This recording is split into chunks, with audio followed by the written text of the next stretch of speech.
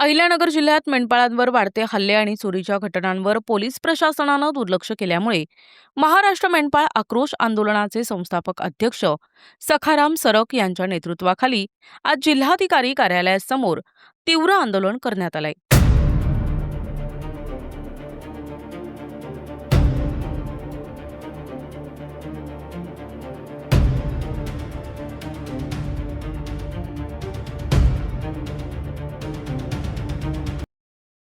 यावेळी मेंढपाळांकडून जिल्हाधिकारी कार्यालय परिसरातच फुगड्या खेळून निदर्शने करण्यात आली। प्रलंबित चोरीच्या गुन्ह्याची तात्काळ चौकशी करून मुद्देमाल परत करावा, तसेच चोर आणि वन्य प्राण्यांपासून संरक्षण मिळविण्यासाठी मेंढपाळांना बंदुकीचा शस्त्र परवाना द्यावा अशा मागण्या आंदोलकांनी केल्यात।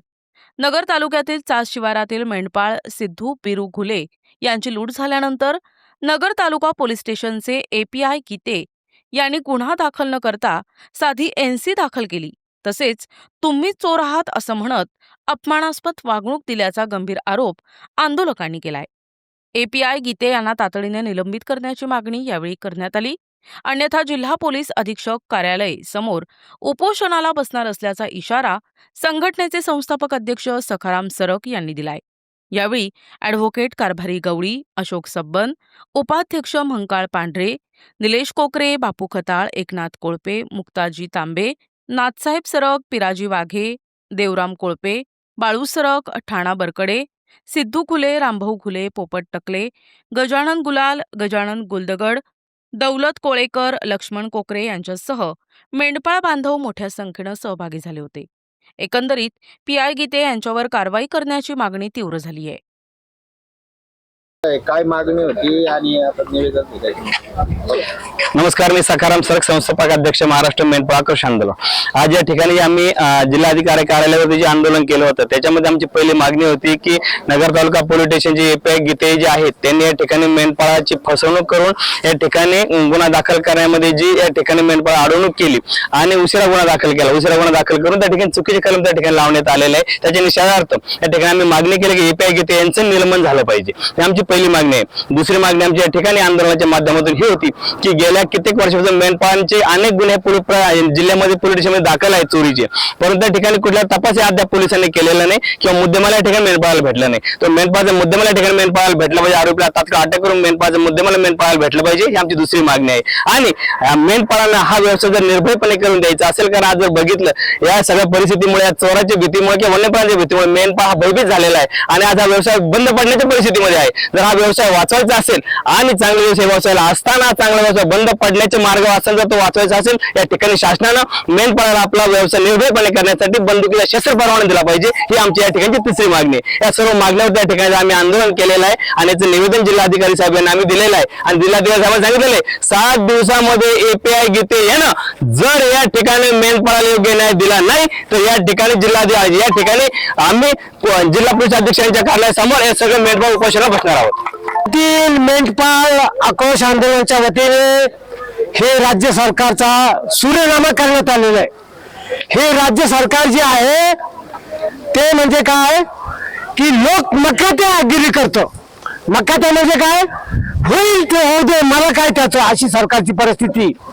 पोलीस स्टेशनकडे ज्या वेळेला लोक मेंढपाळ दरोड्याबद्दलच्या तक्रारी घेऊन जातात त्यावेळेला चोरांकडून मिळालेल्या मालामध्ये 50% काढून घेऊन परत ते काय जे कोणी मेंढपाळ आहेत त्यांना हाकून दिलं जातं।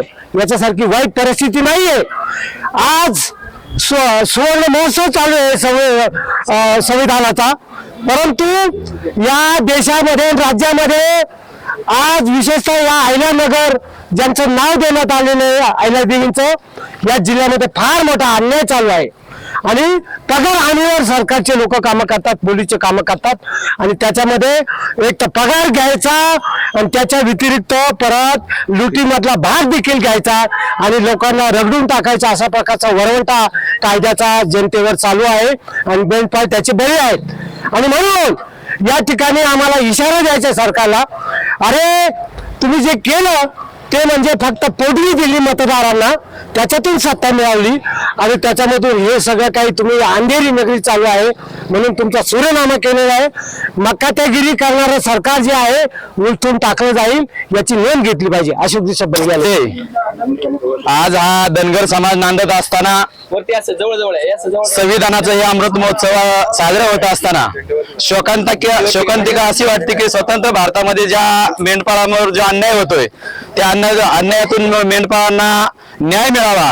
जे स्वातंत्र्याचं संविधान आहे ते कायदे मंडळ, न्याय मंडळ आणि कार्यकारी मंडळ या 3 स्तंभावर हे जे संविधान चाललेलं आहे या संविधानातून जो स्वातंत्र्याचा जो अमृत महोत्सव या ठिकाणी साजरा होतोय त्या अमृत महोत्सवाला जर या मेंढपाळांना जर न्याय मिळत नसेल तर या भारताची जी शोकांतिका आहे ना ही फार गंभीर आहे की जर 15 दिवसापूर्वी जर मेंढपाळावर चोरीचा आरोप केला जातो, चोर चोरी करून जातो, मेंढपाळावर चोरीचा आरोप होतो. हा जर प्रशासनाचा हात मिळवणीचा जर भाग असेल तर प्रशासन ह्या कामाला फार मोठं दोषी असेल. आम्ही कलेक्टर साहेबांना आता ज्या ठिकाणी निवेदन दिलेलं आहे त्यांनी आम्हाला शाश्वती दिली की गेल्या 2-4 दिवसामध्ये आम्ही आरोपींचा तपास करून आरोपीला या ठिकाणी कलेक्ट करणार आहे.